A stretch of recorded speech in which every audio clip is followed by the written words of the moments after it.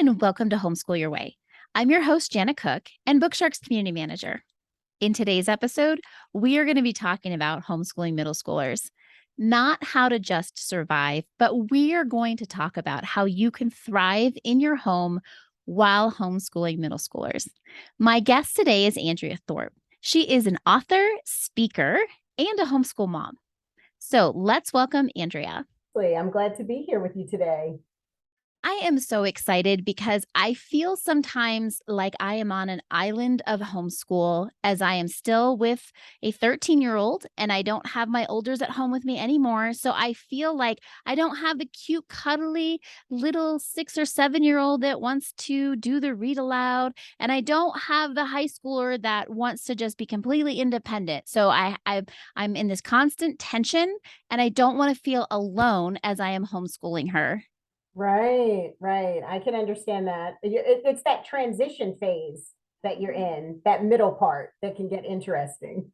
It can. And I think a lot of times parents want to give up at this age, right? I think it's uncomfortable a lot of times Mm-hmm. because we are figuring out a new way. We're going away from they just want to learn and they want to know everything you have to say about something to the okay, just tell me what the bare minimum what I need to know so I can get on with my day.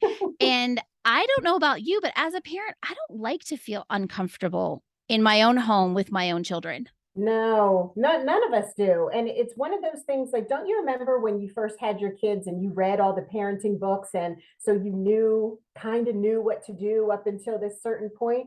But when you get to that middle school space, things get really, really different because hormones, for one, and your child's interest is starting to change, and the way you parenting them starts to change too. So there is no formula that we can use to be able to figure things out. But I will say this middle school has been one of the best times for me in homeschooling. And it was a time that I was always worried about. I was scared about because, people are like, oh, those middle schoolers, they can be kind of weird. Those middle schoolers, they can be scary. But I think if we take our time and if we're intentional, the middle school years can be some of the best ones that we have when our kids are at home with us. Well, that is definitely my goal is I am continuing to homeschool my 13-year-old daughter. Andrea, before we get into all the nuts and bolts of how we can thrive in this homeschooling of middle schoolers, why don't you just introduce yourself to our audience and tell them who you are and how you became involved in the homeschool field? Okay. My name is Andrea Thorpe. I have been homeschooling my three girls here in New Jersey for 12 years. My oldest just graduated high school this past school year. So she's in her first year of college. She's 18. My middle daughter is 16 years old. She is a high school junior. And my youngest daughter is 11 and she is in sixth grade. So she has just gotten to that middle school stage. My husband and I started homeschooling around 2008 or so. And it was one of those things that just felt natural for us. Before I became a homeschooling mom, I was a public school teacher and I actually taught middle school and loved middle school. And once my husband and I found out we were expecting our first child, we made plans for me to be at home with her for, a year, maybe two. And once she was here, we just started doing things and hanging out and meeting other people at play dates and at the library and those type of things. And we would get together with other people. She would play, we would read books. And then my second child came. And I remember when it was time to send the first one, when she was getting close to school age, I said to my husband, I had this weird idea. And I was like, you know what? I think I can teach her at home. And I didn't really know anyone else who was doing homeschooling, but I had heard about it and I knew it was possible. And so we started just before she turned 5. And I remember I taught her how to read. And after that, it was just like, she just took off. And I said, okay, I think we can do this. And every school year came and went. And before you knew it, we were done. And she's off at college now. So we've been doing it for a while. We've never looked back, and it has been a great experience for our family. Now you also have been kind of touring, I guess, maybe, or the circuit of homeschool conventions. You like to encourage parents in speaking. How did you get involved in that? Oh my goodness. Well, I have a blog for moms of color who are homeschooling, because when I first started homeschooling, I didn't know too many moms who looked like me who were schooling. So I started a Facebook group to just see if I could meet other moms who were doing the same thing. And that turned into the blog. And then once the blog came, people see your blog posts and things like that, and I just started getting invited to conventions. So that's kind of how that worked itself out. Wonderful. Well, I know that you have been an inspiration to many over the years with your speaking engagements. Before we go any further, why don't you give our audience a homeschool hack? What works for you in your house? What works for me in my house? Okay, we have not a lot of folks in my house, but there's me trying to manage my schedule, keep track of my husband's schedule, and be mindful of the three kids that I have. And even my daughter who's in college, there'll be things that are happening, and I still write them down on the calendar to make sure that things don't conflict and all of that. So I am a planner person, like paper and pencil just makes me happy. Checking off boxes makes me happy. So the one thing that I do is my planner is right here. It stays on my desk all the time. And I do keep my calendar inside of my phone, like on Google Calendar. That's what I use, just so it will alert me of things that are coming up. I know when to, get in the car. It tells me about the traffic, so I'm not late for places. But I started to find that when everything was in my phone, I wasn't responsible enough sometimes to just look at my phone and put it away and go back to what I was doing. And I'll be honest, sometimes I, found myself looking at cat videos or doing strange things, going off on some path. So I kept things in my phone, but I also every week on Sunday night, before I go to bed, I sit down with my phone and my trusted planner, which is right here, and I write everything for the week down, everything that I need to do. That's my stuff, my husband's stuff, all three of my girls' things. Just so during the day, if I need to know, okay, what's coming next, I don't have to run for my phone. It's all written down here in my planner, and I'm still getting the same information, finding out exactly what I need to do, but without that lure of technology, or without falling down a rabbit hole or trying to answer an emergency email or something like that. So having, for me, my hack is to have all my calendar in my phone, and also to have things physically written down on the piece of paper inside my planner too. I can't tell you how many times I will pick up my phone to look at the next thing and text message will come in. I will be mid sentence with my kids and then I stop. And I didn't realize I was doing it, and my kids would be like, "Hello, Earth to mom," and I'd come back out, I'm like, "Oh, sorry, I got distracted." And then I realized, what is that communicating to my kids? What is that saying to them, that even though you're talking to me, somebody else came in electronically and they kind of jumped the line, right? Mm, They got recognition and I cut you off. And so I have been resistant to keeping a paper calendar because I want to be, modern and in technology as best as I can. I don't like it. But I do like the idea of having both because I know myself and how distracted I can become when I do pick up that phone to check something, and I feel like I my kids deserve more of me than that. yes, yes. And it really was a painful realization when they were less than gently correcting me on my etiquette with my phone while they were, mid speaking. But, in this day and age, I think it's so easy to be distracted that I think, anything that we can do to help safeguard our relationships, with our families, with our friends, to kind of have this idea that when I'm with you, I am with you, right? I'm Yes, 100% with you. 100%. 100%. Yes. And I think that's a great segue into just talking about how we thrive during this middle school time with our children because there's so many factors going on. You had mentioned hormones. I had mentioned being uncomfortable. So we already have this strange mix, right? We're transitioning.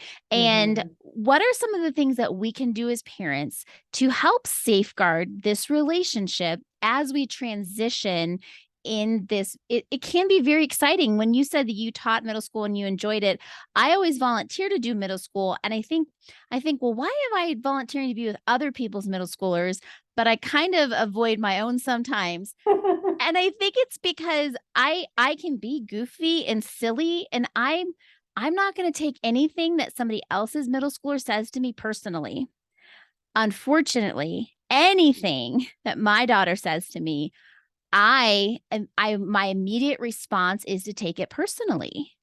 Yes, and then if you're like me, you take it personally and then you replay it over and over and over again inside of your head, which is the worst thing to do. And then that leads to other thoughts. Am I being a good parent? Am I giving her what she needs? Maybe I should do it this way. I saw that this mom does it that way. When we just need to give our kids what our individual kids need, and that's the lesson I think we all have to learn as we're trying to parent middle schoolers at this time, because they're changing, but at the same time our parenting has to change because they're not the little people that we had before. And I think that's where sometimes, we get tripped up. Well, and then you throw in, I think to myself, this is my last, not my first. Why am I struggling with this child when I didn't really struggle with my older two? And then I have to remember she gets to be her own person. She gets to respond the way she wants to. She gets to react the way she wants to. And the only thing I have to go on is my previous experience with my other children. And sometimes that, like you said, that previous experience doesn't match because every one of the kids is different. And in that respect, sometimes it kind of draws a comparison to curriculum. Like I remember when I was schooling early on, I would buy, like, say, a math curriculum, right? And it would work well with my first child. And I was like, this is the curriculum that everybody's using. I spent $200 on it. This is the curriculum. And then you start using it with the next child, and it doesn't work the way it did with the first one. And so that's kind of where we have to be quick on our feet. We have to have some strategies, and we have to have the right mindset to be able to think about how to do those things. And so the first point that I always, keep inside of my head when I think about my kids is in middle school is that our kids still need us.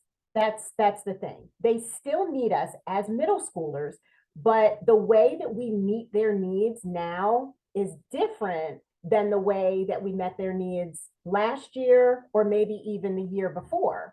So we have to kind of, pivot, swing around, change things up, and not be afraid to do it. And sometimes that requires asking a lot of questions. Is there something I can do? How can I help you today? Are you feeling okay? Is there something you want to talk about?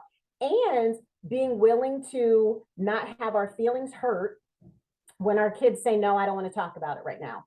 We have to be okay with that. And we have to recognize that, you remember back in the day, right? When your kids would fall and get hurt, they'd come to you, you'd scoop them up, you'd give them a nice big hug, you'd get the Band-Aid, some cookies, some milk, and all was right with the world from that point on. But it's not that way anymore. So we have to think about and understand that our kids still need us, but our job is to realize I need to meet their needs in a different kind of way.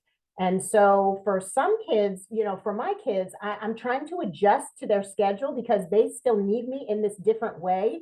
But the schedule that they need me on is not the same as it was before. My kids are good for, it's 9:30, 10 o'clock.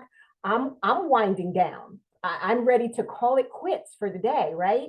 But that's when my middle schoolers decide, you know what, I have something I want to talk to you about, mom. and no mom is gonna, want to just say, no, no, no, just go. I'm trying to get into the bed. I'll talk to you tomorrow, because we all know that they might be ready to talk at this moment. But if you wait until tomorrow morning at 10 o'clock, you may have missed an opportunity. So it's that adjustment that can be challenging. I fear that once again, this transition is going to be about how well I can change. I am constantly surprised in homeschooling, in parenting, in life in general, how much I'm required to adjust. And personality wise, that I prefer people to adjust to me. Isn't that isn't I that what we all want, right? and I keep thinking to myself, another situation where I get to adjust. I guess because I want to be the best parent, the best homeschool mom that I can be, I have to be willing to look at myself and go, okay, all right, do you want to be rigid? Do you want to say, no, this is how we're going to do it, regardless of how you feel, because that's what makes me feel better? Or am I going to have to swallow that pride and say, okay, for you, it's gonna look different, and I'm gonna have to put in the time and energy for that, and I think maybe that's the difference between surviving and thriving in this time with our children. Yeah, when you said that, it made me think about the fact that for me, I've really had to come out of my comfort zone. That for me is what it is. We as parents sometimes we get, we kind of get caught up in this is what we've always done and this is the way it's always worked. And so the way I kind of think about it is, just as my middle schooler is adjusting and having to come out of her comfort zone and experiencing new things and learning how to adjust to those things, that's the same thing that I'm doing as a parent. And it's scary because um, you really don't know if it's going to work, and sometimes it doesn't work out the way you want to. Sometimes there's a glitch that gets thrown in, and you kind of have to adjust and do it suddenly.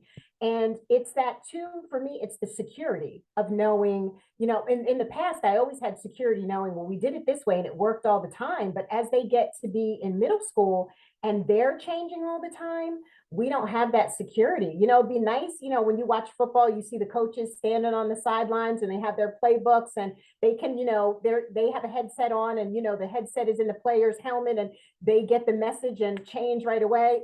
We don't get the benefit of that, because Mm. sometimes we can decide, our kids can decide what the play is going to be, right?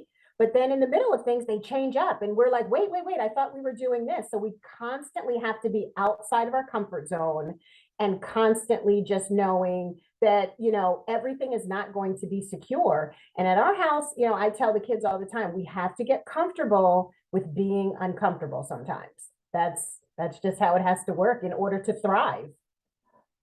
It is so true. I have found that when I ask my daughter questions, when I'm looking at it through my lens, and my lens has been, I've only homeschooled and been a mom to her sisters, right?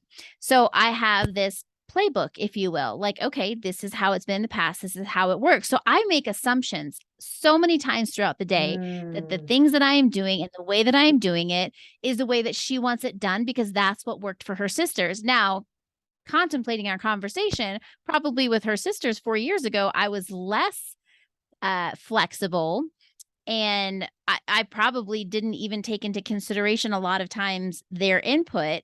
So now third time's a charm, right? Is that what we're right, right, right. You learn with every single one. You learn, and you can't rest on your laurels and just say, okay, this is what we're going to do, because it's not going to work. You run the risk of damaging the relationship that you have with your middle schooler, if we are such sticklers about doing things the way we've always done them, or doing things our way. And the other thing too, when we think about that, is the world, even though we're talking 4 years, right?